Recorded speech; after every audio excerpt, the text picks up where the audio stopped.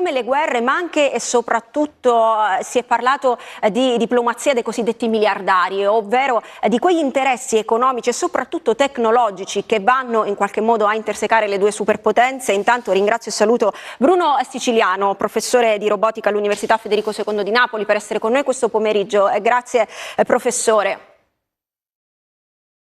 Buon pomeriggio e bentrovati gli ascoltatori di TGCOM24. Dunque, alle mie spalle leggiamo questo articolo che è stato pubblicato sulle pagine del Sole 24 Ore. In particolare si parla di una sfida tech tra le due potenze, quella dei robot umanoidi che si trovano in questo momento al centro anche delle nostre discussioni, ma non solo. C'è un'importante attenzione nella corsa proprio allo sviluppo del mercato degli umanoidi, con la Cina che si trova in questo momento, professore mi corregga se sbaglio, in una posizione sicuramente di supremazia.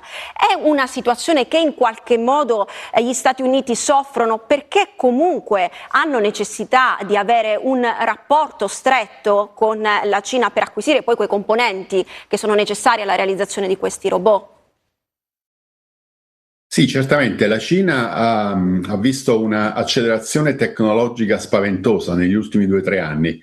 Nel senso che ogni settimana sì, una settimana no, noi vediamo video acrobatici di robot umanoidi, di caninoidi, cioè di cani robotici e così via. Allora le mostro, professore, scusi, le mostro perché noi le abbiamo preparate, voglio mostrare proprio le ultime immagini che sono state diffuse dalla Cina, ecco, che riguardano un atleta in particolare, un atleta umanoide che ha percorso mezza maratona in 50 minuti e 26 secondi, c'è addirittura anche la premiazione che è stata effettuata. Prego, continui professore. Sì, battendo insomma il record mondiale di un essere umano, insomma. È chiaro che i progressi sulla parte di locomozione sono decisamente molto avanzati, nel senso che questi umanoidi ormai hanno delle caratteristiche di stabilità e di affidabilità. Però un conto è far fare, appunto, qua si vede il blog, no? Nel senso che si vede, diciamo, il dietro le quinte, no? Certo. Cioè nel senso che, però, insomma, la locomozione di un bipede è comunque molto più delicata rispetto a un robot su carrellino oppure rispetto a un robot con più gambe. E la vera sfida, quella della cosiddetta physical AI, cioè dell'intelligenza artificiale fisica, quella lanciata allo scorso CES a Las Vegas anche da Wong, no? Che è il CEO di Nvidia.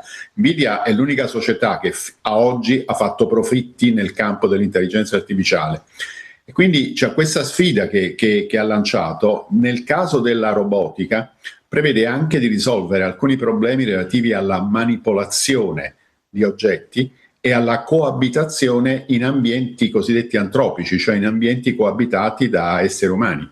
Quindi pensiamo alla fabbrica, pensiamo a robot di assistenza, pensiamo anche un domani a robot nell'ospedale, nei centri sociali, nelle case, perché no?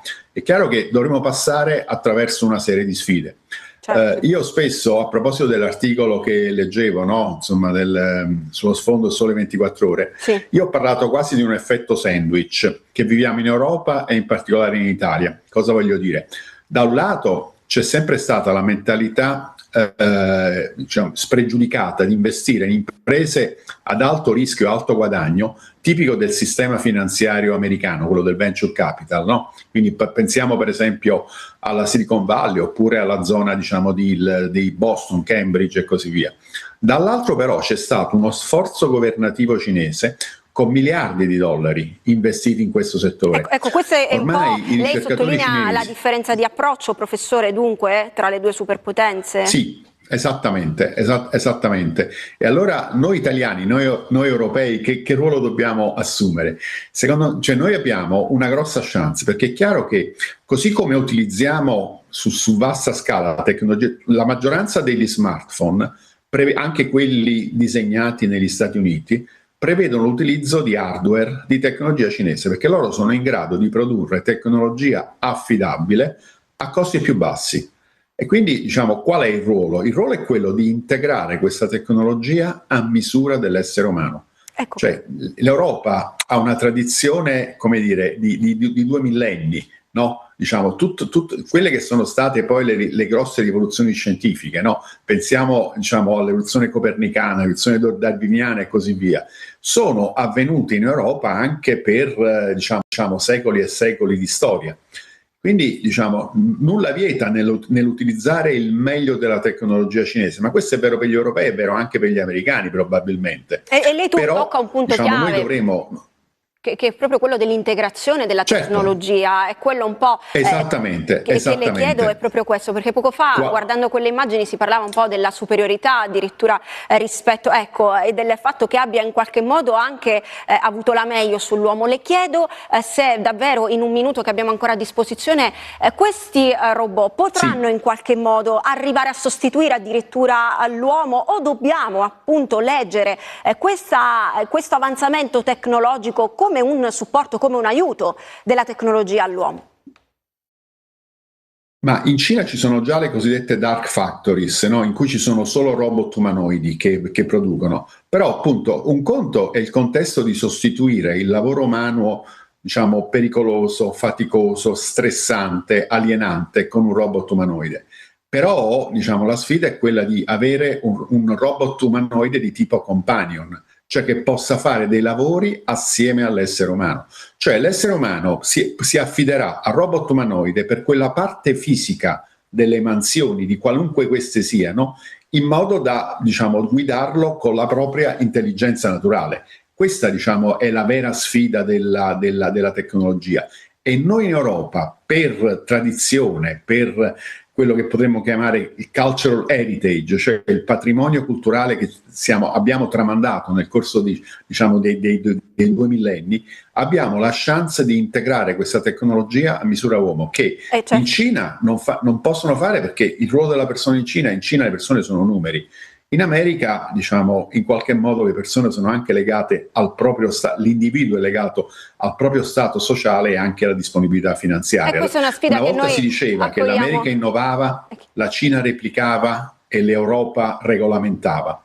Secondo me è importante che in Europa ci sia un documento tipo l'AI Act, cioè l'atto dell'intelligenza artificiale. Perché? Perché noi non possiamo prendere d'emblée questa tecnologia e pensare di utilizzarla in maniera sicura e innocua in qualunque ambiente. Quindi dovremo essere virtuosi nel utilizzare il meglio della tecnologia e renderla utile per l'umanità in tutti i sensi, per migliorare il lavoro, per le applicazioni nel campo della salute, nel campo della logistica, dell'assistenza. Quindi, è una sfida, professore, che noi tutti è una sfida che vede l'Europa, la comunità europea e la comunità italiana. Noi dobbiamo purtroppo concludere perché è terminato. Italiana di robotici che è di primo livello, e quindi insomma la sfida è proprio quella. Insomma. È proprio quella che noi accogliamo. Le dicevo, dobbiamo purtroppo chiudere questo spazio perché è terminato il nostro tempo a disposizione. La ringrazio davvero per essere stata con noi. Noi adesso ci fermiamo solo per una brevissima pausa, ci ritroviamo tra pochissimo con una nuova edizione. Micaela Nasca, restate con noi.